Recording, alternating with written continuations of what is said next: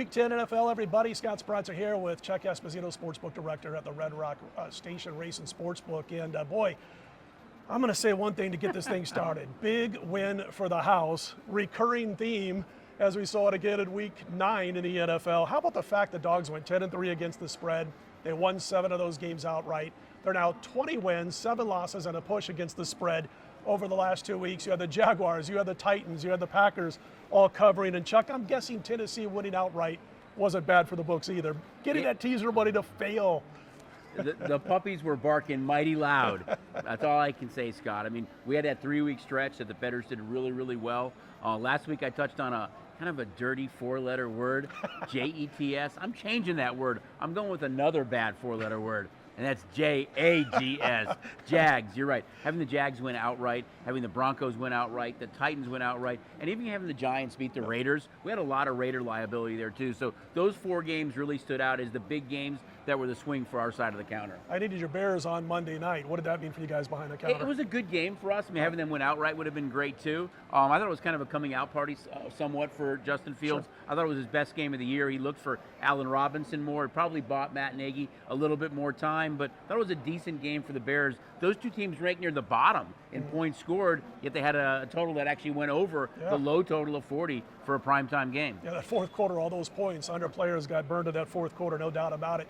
Got to ask you, because your reputation is spotless behind the counter, but I wanted to ask you about the other side of the counter, because I get the feeling, I have no doubt in my mind, that if you chose to be on the other side of the counter, you would be just as successful as you are behind the counter, Chuck. And I love the other side, though. I was going to say, I know you do. It's a lot of fun, right. But so I'm getting your thoughts on, for instance, the Rams losing that game to Tennessee. Tennessee did nothing offensively. They had less than 200 yards. They averaged 3.6 yards per play, not yards per carry, but yards per play.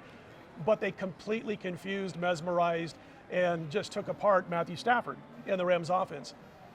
I was talking to a couple of people who are in my little betting circle. We've been talking about this for a few weeks now. Matthew Stafford piled up a whole lot of stats when he was in Detroit, and he did it when they were behind, a lot of times by double digits, and teams might have let up a little bit defensively, and he piled up all these numbers having to throw the football because they were behind quite a bit throughout his career there. Are you a believer in Matthew Stafford being the man for the Rams, or do you think maybe there is a little bit more that we need to think about when it comes to what Stafford did and how he piled up those numbers at Detroit? I am still a believer. I'm not ready to hit the panic button yet. I think, anytime that number opened up 6, and then you heard later in that day that it wasn't going to be Derrick Henry. Sure. The number shot up to 8. I think just from a motivational standpoint that it's easy to say, the Titans, everything revolved around Henry, and the Rams maybe just were a little bit flat coming into that game because of that. I still think they're a really good team. They play defense really good. For me, I think it's Tampa and the Rams right now, with the Cardinals right after that, and the Packers in the NFC. I am a believer of Matt Stafford in that with that team and that system with Sean McVay. I'm not ready to hit the panic button yet. Also, I wanted to talk about the Buffalo Bills, because here they are after all this hype that started before the season began. All this talk about Josh Allen potential for MVP this year. They lay an egg last week against Jacksonville. I can see coming out flat, not covering a 15-point spread or 15.5-point spread, but they got beat outright 9-6. Offense looked bad. And what I was going to ask you about this is they're now only a half a game ahead of New England in the division. Are you a believer in what the Buffalo Bills are doing? They've got 4 winnable games coming up the next 4 or 5 weeks. But again, as we saw last week, if they're not on their game, they could lose any of those 4 winnable games. I'm a little hesitant now on the Bills, and you're right. I mean, they have some winnable games, but they play the Patriots twice. Yep. And I think the Patriots are a team that the arrow's definitely pointing up. I am a little concerned that they haven't been able to run the ball. Yeah. They've become somewhat one-dimensional. Maybe they should have been active at the trade deadline if it was a Marlon Mack or a Melvin Gordon, getting more of an established running back, because Moss and Singletary just aren't getting the job done. Many games, Allen is your leading rusher. I still think he takes too many hits. I think they're one of the best teams in the AFC, but having to go through Buffalo for any team in late January would be mighty tough. That looks like it might not be the case right now, so I'm a little hesitant, and I am backing off Buffalo just a little bit. Okay, so he's feeling all happy. He's not fat, but we like to call it fat and happy in the handicapping business when we see teams come off wins. You never know what's going to happen the next week. I was just going to say, where's the liability? What are you rooting against this week as far as the bettors are concerned? It's still really early. One of the surprising teams is that they're betting against the Bills. They're taking the Jets and Mike White in that game. We've seen that number come down somewhat. Starting to see a little bit of Saint money, although there's a question mark with Kamara right now against the Titans.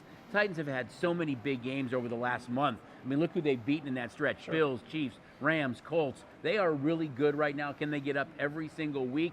And the one that I'm not surprised at is we're seeing a lot of Seahawk money come in against the Packers. That number has dropped about a full 2.5 points. Product of Russell Wilson being there, the uncertainty of Rodgers, although I think he plays. The soap opera surrounding the Packers before the season started, what did they do game one? They laid an egg. Is it similar this week against the Seattle Seahawks? But for me, that's probably the best game of the week. And I can see the betting coming in all week long because everybody's found out that, Aaron Rodgers is not practicing during the course of the week, but can still play in this game. Wilson did, though, for 2 weeks now. He actually was able to throw the ball because they had a bye week last week. Absolutely. All right, I got to ask you a little bit about college football because you got a pretty cool thing going on midweek, Tuesdays and Wednesdays. MAC college football. What they're doing here at the station casinos, and I'll let Chuck explain it, but you can bet a Grand Salami. So all the points combined between the Tuesday and Wednesday MAC games rolled into one, and you can bet over or under. Now, I know this week's total was 375 and a half. And there was a lot of points scored last night. Absolutely. Right. We're doing this on Wednesday. There was a ton of points scored on Tuesday. Chuck, MAC totals the last 5 years on Tuesdays and Wednesdays are now 74, 22, and 1 to the over. Explain what this deal is, because we got a few more weeks of action in midweek. I can't take full credit for it. Really, it is Jason McCormick's kind of idea. We were sitting at an Italian deli having lunch. We had the salami sandwich in front of us, and he said, "What about MAC salami?" And we decided to give it a shot. We've done the Grand Salami for hockey, and it's been really.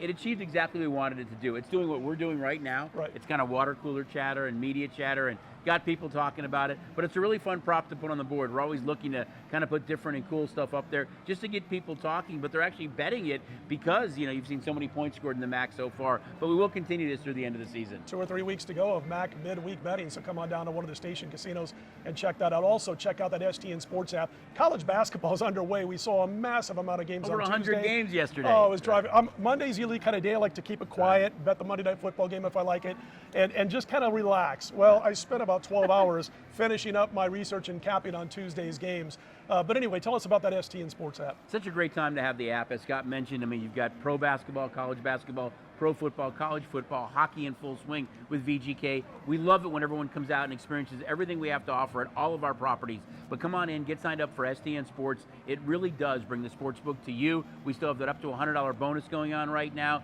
If you sign up for 50 or more, you get a free STN cap. The great thing is it's holiday time, honey to-do list, but the Sportsbook is right here, guys, right in the palm of your hand. He's Chuck Esposito. I'm Scott Spreitzer. Let's win this week and make this guy sweat a little bit. What do you say? I'm always sweating. Take care, everybody. Good luck.